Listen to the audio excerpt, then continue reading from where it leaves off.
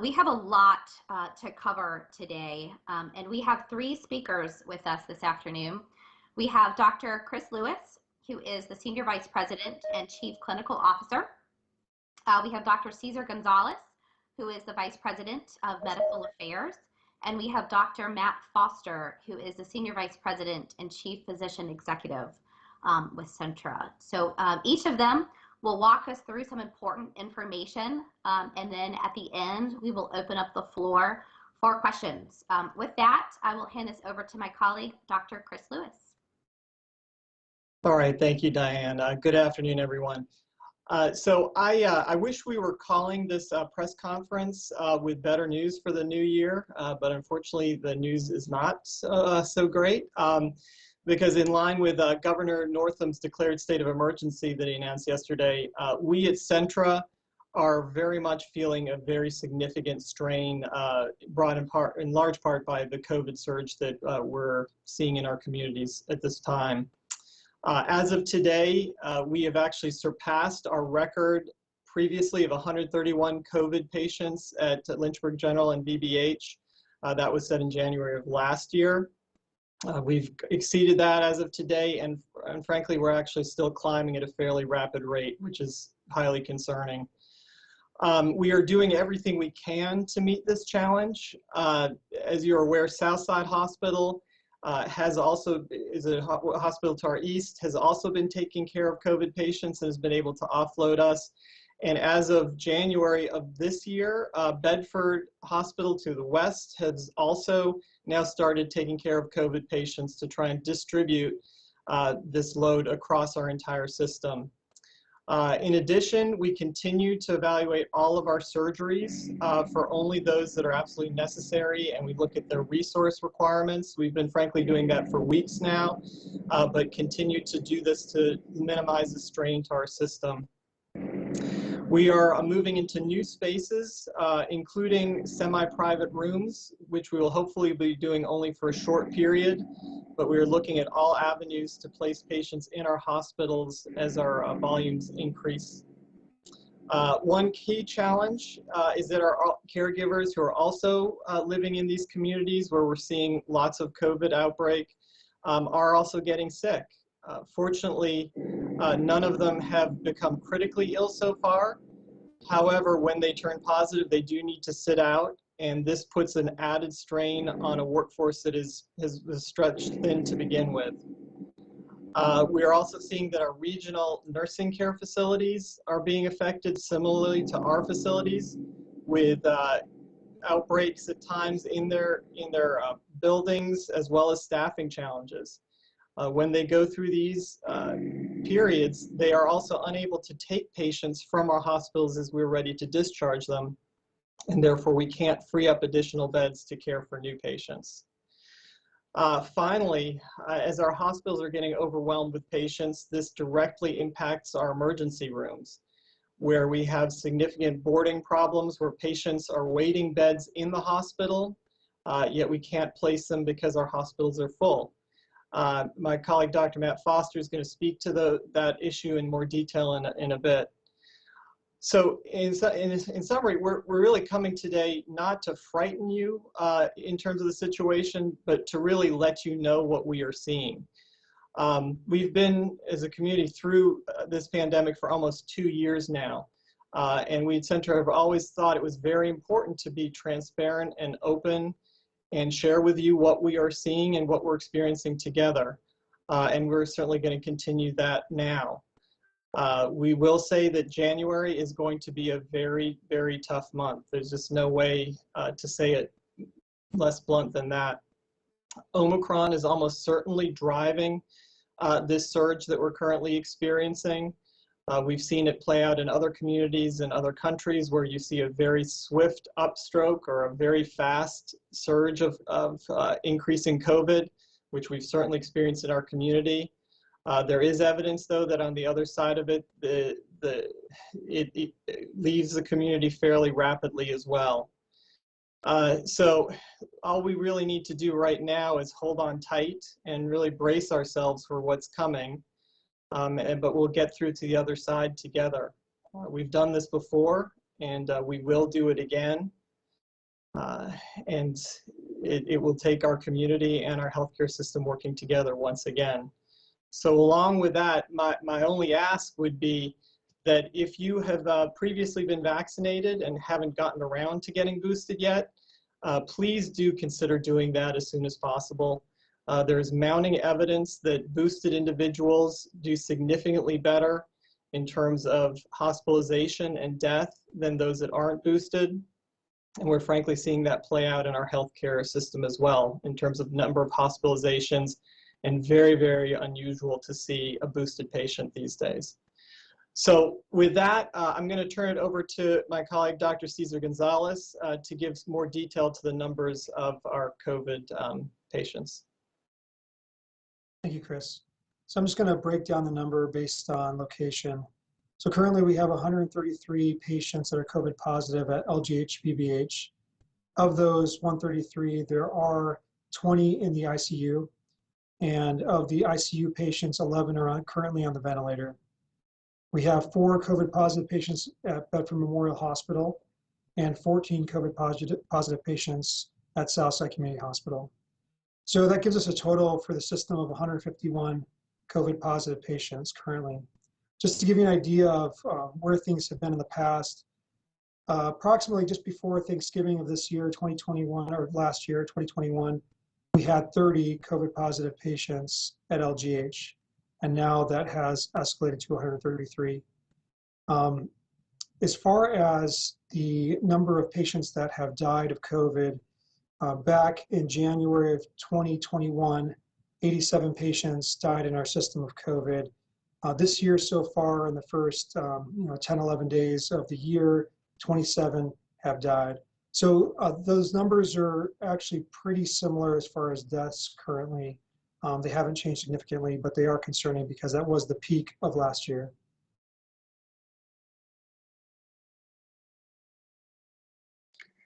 Thank you, Dr. Gonzalez. I'll pick up on that. And before we get to questions, first of all, thank you all for being here today. And as Dr. Lewis mentioned, this is a sense of urgency that, although we've been through this for 2 years, this feels very, very much a new challenge. And it's a challenge for multiple reasons, as was outlined. I think it's important from the emergency department perspective to know that if you have a medical emergency, come to the ED. We have the resources to take care of you. We do not function as a testing center for COVID. So if you need a COVID test, do not come to the emergency department for a COVID test. That is not something that we have the resources for, and quite frankly, it strains the resources we do have. There are alternative sites for testing for COVID. It's something that's needed in the community, and we know that and understand that it's a demand and a short supply. Centra has testing sites set up on Saturdays, and that's publicized, and there are other testing centers throughout the community. The Virginia Department of Health also is offering testing Wednesday and in other locations in Lynchburg. So we encourage you to find other alternatives for testing. The emergency department is not the place to seek COVID testing. It is the place to seek emergency care. And when you come to the emergency department for illnesses that could be treated in a primary care office or an urgent care office, or come simply because you need a COVID test but you're otherwise feeling okay, that strains resources that are already stretched thin. Unlike in other areas of the times of the pandemic, where we could manufacture more N95 masks, so we could find and buy more personal protective equipment and gowns, or find more spaces to treat patients. We're using every resource we can. We've filled up those spaces. We have the proper equipment, and we know how to take care of COVID patients. What we can't manufacture is more nurses. We can't manufacture more doctors. We can't manufacture more technicians, laboratory personnel, and people that help run our hospital and make sure that we can provide the care we need. And that's the real strain we're facing now, because as Dr. Lewis mentioned, caregivers and people who take care of patients in the hospital are getting sick. And that is putting a stress on resources. The challenge with the ED is really that it's a domino effect. So if you have patients that are in the hospital and they're sick with COVID or elsewhere, and there are patients that come into the emergency department who are sick enough to be admitted to the hospital, And yet there are either no beds or there's not enough staffing to safely take care of those patients, and those patients stay in the emergency department. And if those patients are staying in the emergency department, then people who need to be seen are waiting in the waiting room to be seen in the emergency department. And so it becomes this backflow and this domino effect that really affects all areas of care. And so we are seeing unusually long wait times to be seen in the emergency department as a consequence. It's not for lack of trying. The folks in the emergency department are working incredibly hard. They are true heroes, both in the emergency department, in the inpatient world, on the floors of the hospital, in the radiology department, in the laboratory department. People have sacrificing their time from families, working more to provide care to this community. And they are the true heroes right now. This is a sense of urgency that we haven't felt before. And we really want to make awareness of this, but also know that if you need care, we are committed to providing that care to the best of our ability.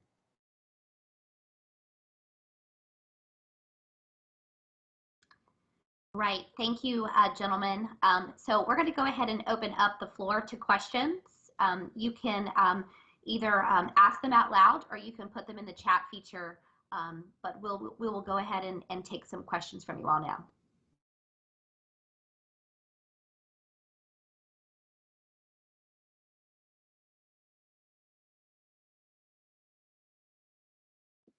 I guess I'll go ahead and I'll kick things off here. This is Michael with WDPJ7. Just want to start off with a question about vaccines and stuff. At this point, I imagine people who haven't gotten vaccinated likely will not at this point. So, the question becomes, how do we move forward if people aren't going to get vaccinated? Or are we just going to get stuck basically in an endless loop of different variants? So, Michael, that's a pretty big question. I don't know that we're going to see an endless loop, and I'll just tell you, COVID's very hard to predict, and people who've tried to predict it before have usually gotten it wrong. But this Omicron variant is different than the ones before in terms of how quickly and rapidly it transmits, and it is out in our community, and it is very widespread. And so it may end up being the case that you're either vaccinated, you get COVID with Omicron, or both. But I think at the end of the day, our community and frankly our society will start having immunity to some variant of COVID. Now that doesn't mean a new one can't come along and give us some trouble, but it's going to be different than if you naively have never seen any variant of a COVID virus before and get quite sick. And so this is what happens with things like influenza and other viruses that we see, and they over time become just part of our existence. And so I think it is likely that we still will be vaccinated in the future and getting flu vaccines like you do for the flu. We'll get COVID type vaccines, and some people will take it, some people won't. But in terms of the damage it does to society and the way it's halting things and really putting people out of work, it's not going to look this way, forever, and probably not for another year or so. I think we'll be on the other side of this, I'm hopeful, very soon. If I could add to that too, I think that the challenge with this too is this is really what we're asked is to take collective actions, respecting individual decisions, but also taking collective actions. And that, I understand, I think we all understand that people are tired of COVID. I am, I know everybody is. And healthcare workers are too. But we're at a point where continuing to rely on having healthcare, having hospital system there is straining resources. And so it is a collective action and an ask to the community to say, help us out. We know that you care. We know because you care about this community and you care about the health of your loved ones and your family. And when you need care, you want to know it's there. And we are committed to providing that care. It is a challenge that none of us have faced before in our careers. And we need the community's help. And it is really going to be a collective action over the coming weeks to continue to help maintain care. Vaccination is certainly one part of it. But even other avenues, wearing masks, avoiding large gatherings is also an important component. Thank you. Thank you, gentlemen.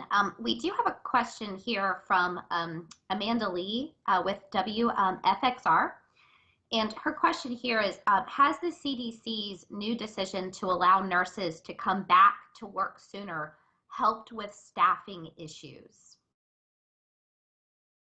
So I can take that. And so it isn't just for nurses, right? It's essentially across the board, because this is affecting all of our healthcare our caregivers, whether it's physicians, nurses, techs. We're fairly stretched in a lot of areas.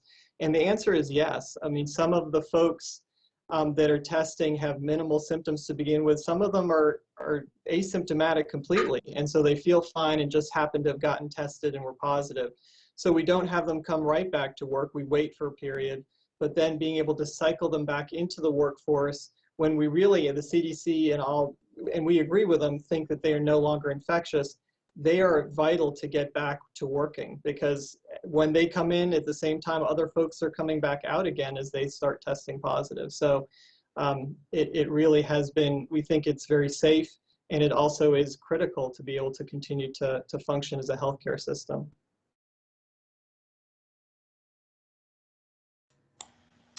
Hi, this is Kristen with ABC 13. Thanks for having us. I have two questions. I'll ask the first one.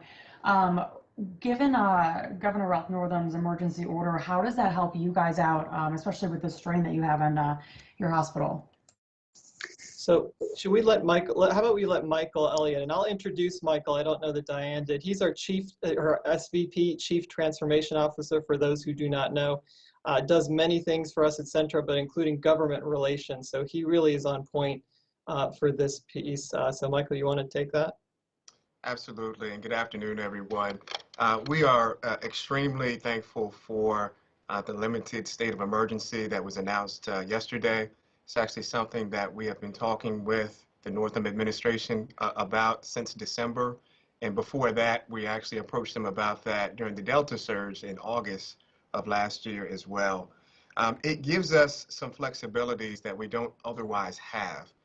For example, there is a process to go through to add beds to your hospital. It can be quite a lengthy process. With the limited state of emergency, we are able to increase our number of licensed beds through a much shorter process. So that is very helpful as our hospitals and emergency departments fill up. It also allows certain healthcare professionals who have licenses outside of the state of Virginia to actually practice in Virginia. So that gives us the opportunity to hopefully improve the number of caregivers that we can utilize in the state of Virginia. And there are numerous other things that help in various situations as well. But these are all waivers and flexibilities that we had during the initial public health state of emergency. And so they are helpful now too. They're not a panacea. They don't answer all of the questions that we have, but they are helpful. And this is an all hands on deck situation right now. So we're very thankful for being able to get that limited state of emergency in place. Thank you. And then my second question quickly, you guys mentioned wait times are unusually higher in your emergency room and you're dealing with a staffing shortage. I mean, given all of that, more specifically, what is being done to ensure folks are still getting that emergency care? That's a great question. So picking the nursing staff, the physicians, and the ED staff are committed to making sure that we provide coverage. And so what that means is picking up extra shifts, working extra, working longer hours, and pulling in folks throughout the entire continuum of care to help out. Well, we've instituted a program called Helping Hands, where people can volunteer to help or to in any capacity that they can to ensure proper care. That's our first commitment. Our first commitment is to make sure that the care we're providing is excellent and is of the kind of care that we would all feel comfortable receiving. The first premise of medicine is to do no harm. And so what we want to make sure is that we are able to staff in a way that is not going to provide harm. And I think that's what we're concerned about. If you have a medical emergency and because of the crowded emergency room as a consequence of a full hospital, as a consequence of sick patients that are not ready to leave a hospital, then you may be waiting in the waiting room. And that is not a situation that any of us feel comfortable with. So making sure that we have adequate staffing for nurses, for physicians, for ED techs, for laboratory techs, for radiology techs, the entire continuum of care remains a challenging, as that is a limited resource. But we are doing everything we can to ensure that we maintain the same level of care and commitment to this community. Hi guys, I have a question for you. Courtney Lockey with WSLS. When we talk about these different strains of the virus, this is something that is being talked about a lot just amongst people who have COVID. They're testing and, when you ask them, well, which strain do you have? Nobody ever knows what strain they have. They just say they have COVID. So I guess my question is, how do we track which strain each person has, and how are we able to get all of those numbers, especially with at-home tests and stuff like that? So Matt, with your laboratory experience, do you want to answer that? Sure, and Chris, you've been certainly handing point on a lot of interface with VDH, so maybe between Caesar, Michael, and Chris, you and I, we can tag team this. From a testing standpoint, the testing capability we have now is testing, do you have COVID, do you not have testing? There are two ways to do those. At-home tests, the antigen tests that you've heard about, are rapid, they're fast, they're not as sensitive. That is to say, they may not necessarily pick up low levels of the virus. The PCR tests are more sensitive. Those are the molecular tests that you may have heard of, that you come and to the hospital and can do it that way. They take usually a day, so they're longer turnaround times, or at least several hours. Both those capacity that we have, and is quite common throughout the nation, do not have the capacity to sequence to determine which variant of COVID it is, whether it's Delta or Omicron or other variants.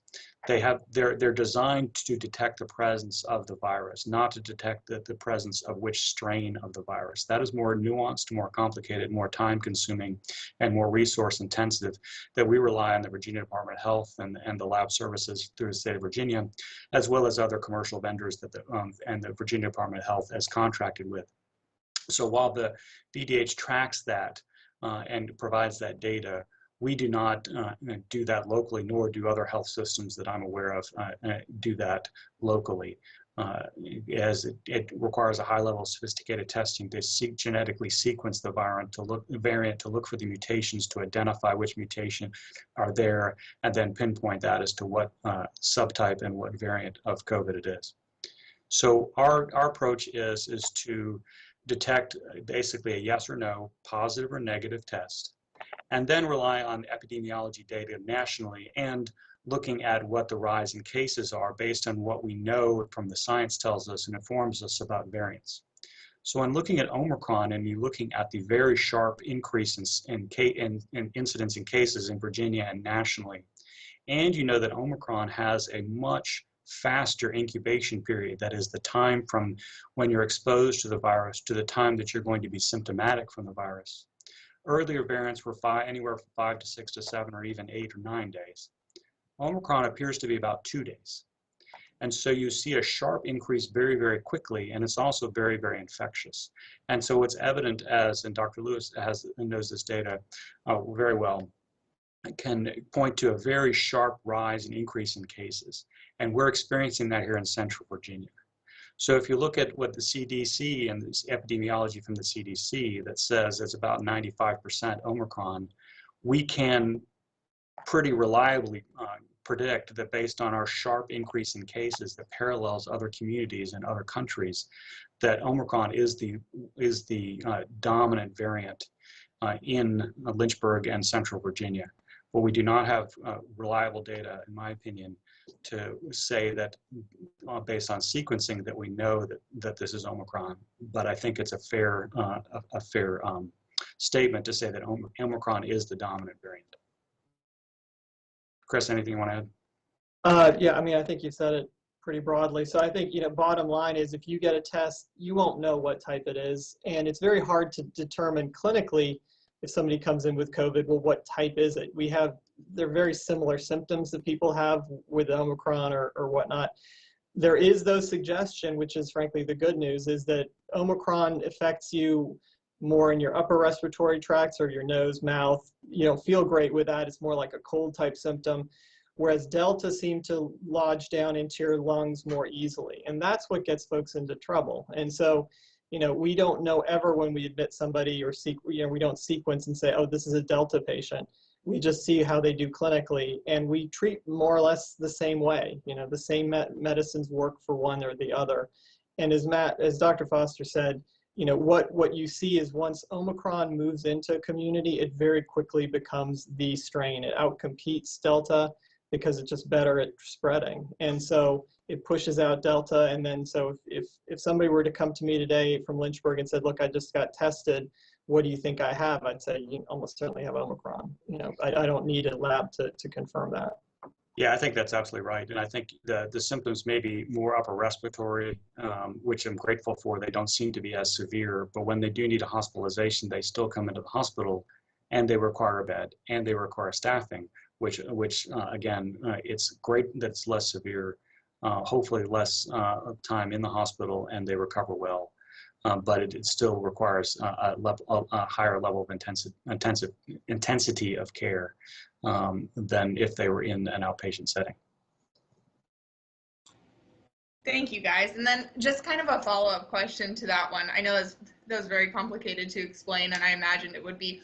As far as the vaccine goes, when I'm getting a booster shot, that's still protecting me from these different strains. So people should go and get their booster shots, correct? Are we going to need, is this going to be like the flu? Like, are we going to need to work on more vaccines to attack these specific variants? I guess basically, like, if I get a booster shot, am I protected from all these different strains too? Caesar, do you want to speak to that? Sure. So yes, these vaccines can help with any of the strains. Once a strain moves through the community, it's not likely to make its way back through like what we're seeing. We're seeing, one strain kind of peter out and mostly go away, and then another one take its place. And so I don't think that we have to worry about the wild type coming back and being the dominant variant, or Delta. It's more likely a new strain as it is today, and it seems to be heading toward, like Chris was saying, becoming less dangerous, maybe more contagious, like Omicron is, but also less deadly, hopefully moving forward. And so, does the vaccine help? Does especially the boosting help? Absolutely. It helps more than having the two initial vaccines, for sure. Is it 100%? No, definitely not. However, the good news is it's still very effective at keeping people out of the hospital. It's still very effective at keeping people that do come into the hospital, unfortunately, it helps protect them from having severe illness. So every time you get, you have someone that's been vaccinated and especially boosted, they're much safer even if they do get the virus. Again, the boosting is not a guarantee you won't get it. It does help tremendously from getting it. It does protect quite a bit. But if you do get it, you're going to be a lot more likely to have a mild case of the disease. And the future is impossible to know for sure, but it is likely that we will have more vaccination, like once a year, like your flu shot. It may well become similar to that. We don't know for sure, but the immediate right in front of us, what's going to get us through this is vaccines and boosting for this period. And then we'll figure out how often do you need to get boosted. Is it once a year again or what? But that's for the future to determine. Chris, I do want to make sure that we make a fine point on this, because you all have given really good answers to this. But this is one of those questions that continues to float out there, and we do want to set the record straight. There are a number of individuals who will say, hey, I hear people who are getting the COVID-19 virus are vaccinated. And that is absolutely true, but it is only a part of the story. So yes, you can still get COVID if you are vaccinated. However, the important point here is that number one, if you are considered fully vaccinated, you are less likely to get COVID-19. That's number one. Number two, if you are boosted, you are way less likely to get COVID-19 or end up with serious illness or hospitalization from it, even compared to those who are vaccinated. So the answer to this is yes, you should get vaccinated. And as soon as you are available to get a booster, you should get a booster. The science shows that if you are boosted, you are protected very well from even getting Omicron. And you are certainly well protected from having hospitalizations and even death. So I do want to set the record straight on that, because if you think about it logically, people are asking the right question. Why should I get vaccinated if people who have been vaccinated are getting COVID? And it's about protecting you and those around you. And once again, once you're able to get boosted, you are even more so protected than those who have been vaccinated, and certainly those who have not been vaccinated. Thank you. Michael, thank you for clarifying that. I want to ask a question out here on the chat real fast. Dr. Lewis, this might be a question for you. Do you expect that the current wave will peak in the next 3 to 4 weeks, as we've heard in other news reports? So again, you know, if we've been those of you who've been watching this pandemic and looking at predictions, predicting COVID seems like a fool's game. So I'm going to try and be a fool and predict anyway. You know, the way Omicron has behaved, it always has really skyrocketed, really gone up very fast, and then seems to peter and then go down fairly quickly. And if you look at all of, frankly, the waves before with Delta or Alpha, the curve of people getting sick seems to go the same way going up as it comes down. It seems to be fairly uniform. It just seems to be the way it behaves. So if you go with that, you know, I believe that within January we will see our peak and start coming back down again. The rate is, there is an indication that the rate is slowing down. And frankly, the rate being as hot and fast as it was, it's not sustainable. That you would have everybody getting COVID multiple times over if you continued with that acceleration. And so what Omicron really seems to do is it is fast and furious. It comes in, makes a lot of people sick very quickly, and then leaves.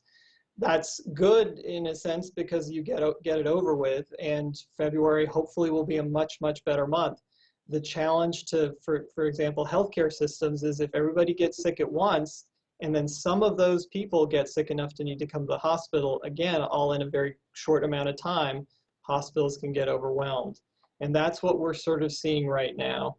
And the hope is that that period is very short, where we're getting these many patients coming in that really need to be cared for, and that we can punch through the other side. This really may be, my hope is this is a very last stretch of this, the nastiness of this pandemic.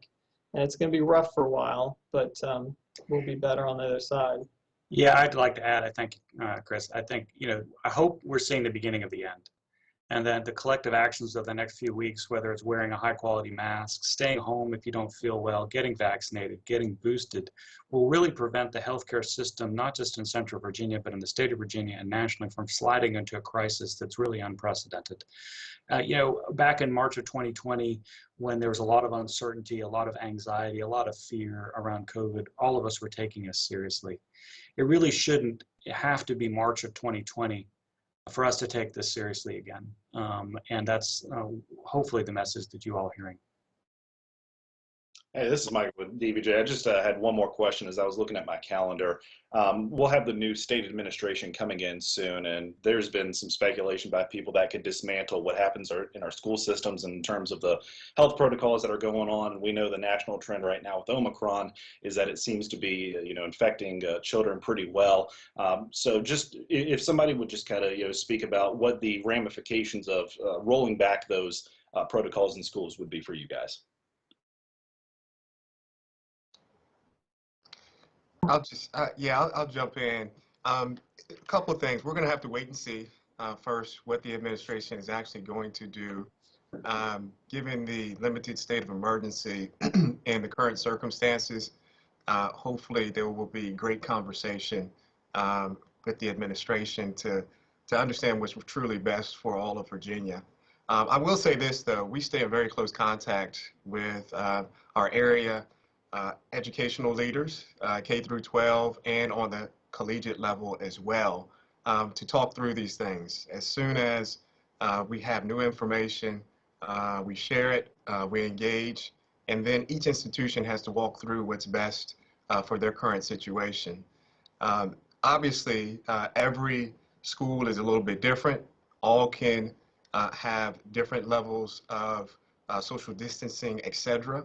All those things matter. So what I would say to that is that we're going to have open ears and have open conversations with whether it's the administration that's coming in or locally with our own school systems. We'll be there to work with them and the local health departments any way we can to prevent as much spread as possible and make sure that our children are learning as well as they can. Thank you. You're welcome. Thank you, Michael. There's a question out here on chat as well. How many of the 151 patients are unvaccinated? Cesar, that Dr. Gonzalez, that might be a question for you. And then to add to that question, can you also address natural immunity in the community as well? Sure. First of all, with the first question, so we have 151 patients that are COVID positive, as you know, and the number that have been vaccinated, just to be clear, we do not know how many of those have been boosted. So we're working on getting that data, and it doesn't really give us a super clear picture without knowing that information. We will soon have that available to share, but as of right now, we don't know. We do know that anecdotally or kind of what we're seeing is that very, very few of the patients that have been boosted are coming into the hospital. And so 36 patients currently are in our hospital system that have been vaccinated to one extent or another. Again, I don't know whether or not that they've been boosted. So if you look at those numbers and compare them, it's about 20% currently. And again, boosting does significantly increase the protection. And so that's something that we're going to continue to try to encourage the community to do. As far as the second question, the amount of immunity in the community, I'm really unsure of that. I do know that we have patients that have had COVID and then have come back through and had COVID a second time. So I really don't know. Chris, do you have any more information on that? So in terms of, and what we're defining as natural immunity, I'm not, so if we're saying if you've gotten it before, can you get it again? You certainly can, as Cesar has said. It does appear, though, that if you've caught Delta before, you are not nearly as protected from Omicron as the reverse. So it appears that if you get Omicron, your immunity and your immune system that fights Omicron is more prepared to fight Delta. Those are preliminary data, though. But in any case, I think getting vaccinated, boosted, and having natural immunity, because you've seen it before, probably is the best of all worlds. You have the maximum immunity.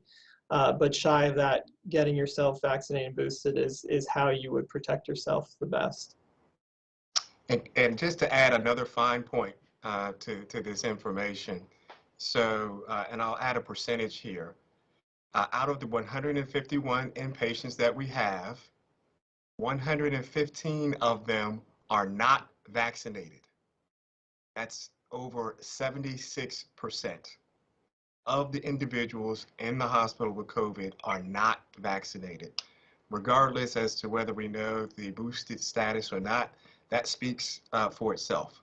So this is largely still the unvaccinated who are showing up sick enough to end up hospitalized.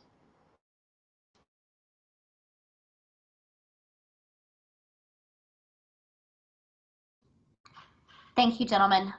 There's another question out here as well. How many staff members are diagnosed with COVID, and then how many in quarantine? So maybe we just want to sort of elaborate a little bit on our internal caregivers. So Diane, I can't give you up to the minute internal numbers. The challenge is that we track them, but we also don't have a full tracking of, because as some are testing positive, staying out, and it takes a while to get to the roles of saying, oh, we know they're out because of COVID. I can say that the month of January is seeing an uptick in caregivers testing positive, unlike we've seen before, and we are on track to exceed, already beating I think it was the October numbers that peaked for Delta, and we're only 11 days into the month. So, you know, these are very fluid. Folks are going out of work and they're coming back off of furlough fairly quickly. We are still at this point, unfortunately, seeing more people going out than are coming back. So our numbers are decreasing, and we're hoping that stabilizes fairly soon. But for right now, we are seeing a lot of our caregivers testing positive. Again, not critically ill with it, but enough to be out of the workforce for some time. And then one more question here from the chat.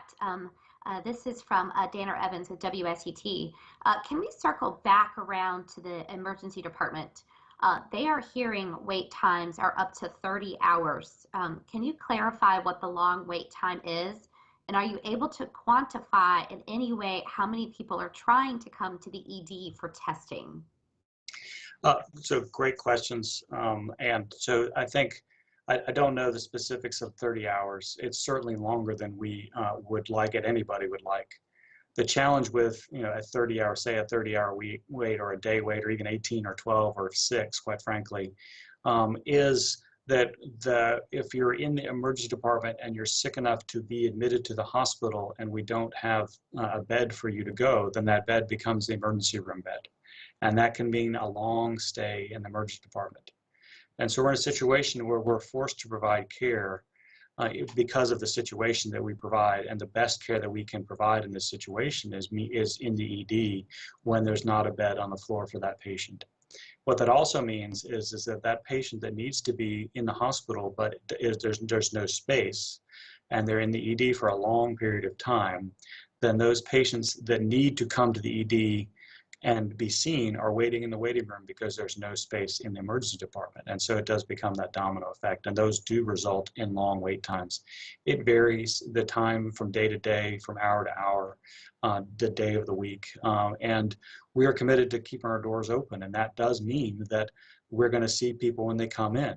That also means when we get overwhelmed with a lot of people coming at the same time, just like anything else, there's going to be a wait and a backup. We don't want to have anybody waiting in the emergency department for 30 hours to be seen. I have not personally heard that waiting to be seen. It certainly is the case where people have been seen, they are being cared for, and they can have long periods of time in the emergency department while they're receiving care, rather than waiting for care. Yeah, Danner, I can tell you, so for this morning, for example, we have reported out the longest wait time in the waiting room was roughly 8 hours.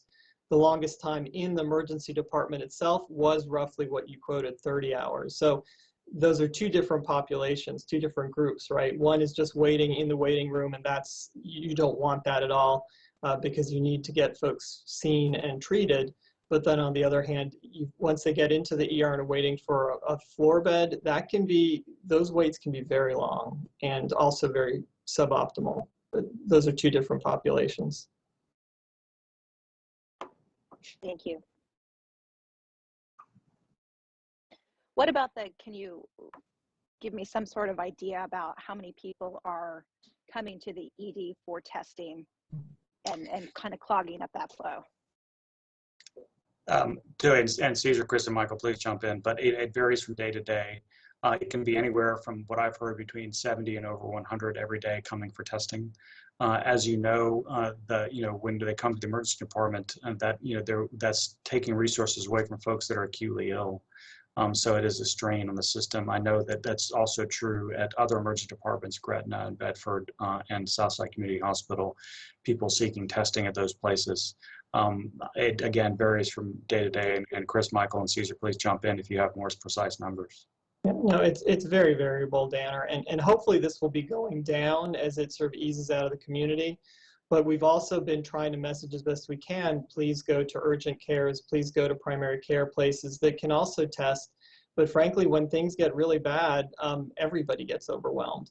And as you know, the testing kits, the home kits are fine. They're very useful in these cases, but there aren't any out there. And so we need to get more of those. So shy of all that, I think the message is if you really are asymptomatic or you have no symptoms and you just wonder whether you have COVID, or if very mild symptoms, it's really often best just to stay at home, quarantine yourself, and wait versus going to an ER that you may be waiting, frankly, for hours in a crowded waiting room just to get tested. And that's just not right for anybody. It is, you're absolutely right. It's not right, and it's not optimal. I would also add with the home kits, the home tests, there's been data that suggests that they're not as good at, some of them are not as good at detecting the Omicron variant, so you could get a negative test, but still have COVID. And that's, the data is pretty early and preliminary, but from a laboratory community, there's starting to be some chatter about that. I'll just jump in and add also that Centra Medical Group, especially the Lynchburg Family Medicine Residency, has been trying to help out and alleviate some of that burden in the ERs by holding, testing events. So they're currently working on holding one on Wednesday, tomorrow, and also on Saturday. And so hopefully we can voice out to the community and use your, influence and voice to really spread that news so that if patients do feel the need to get tested, then they can go to those sites rather than clogging up the ED. And just one more data point, the other day, the Bedford Memorial Hospital ER saw about 100 patients and 50 of them came in just for testing alone. So it can be an enormous burden. And to follow up, thank you, Caesar, to follow up on the testing. So Centra is offering at the Lynchburg Family Medicine Residency, which is at 2323 Memorial Avenue, from 1 to 4:30 tomorrow.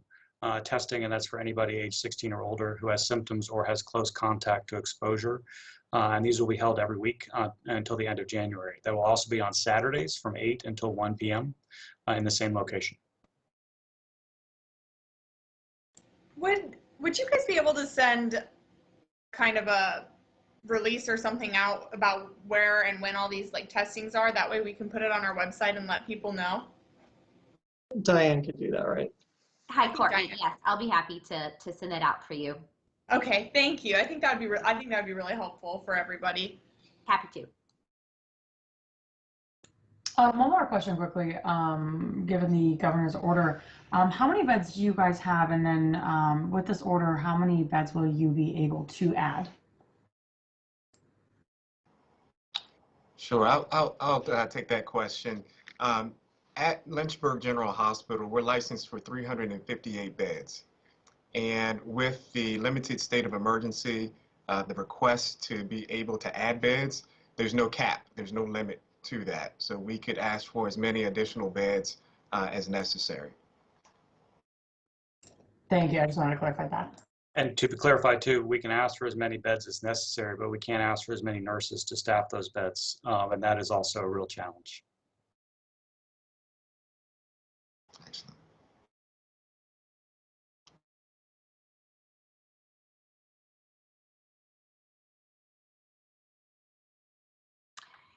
Any last questions? It looks like we have funneled through all the questions here in this chat feature.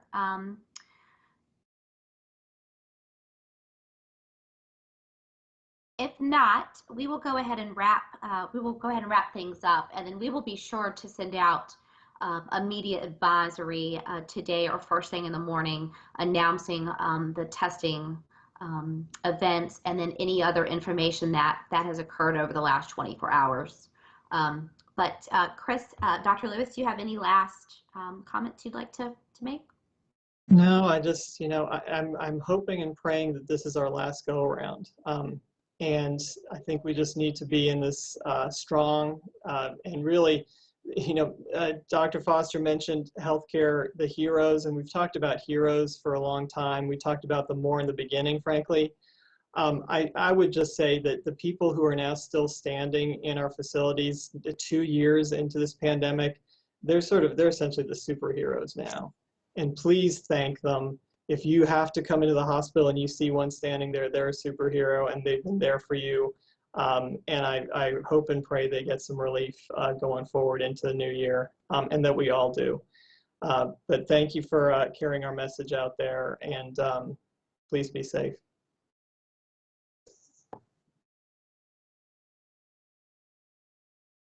Thank you. Thank you, guys. Yes.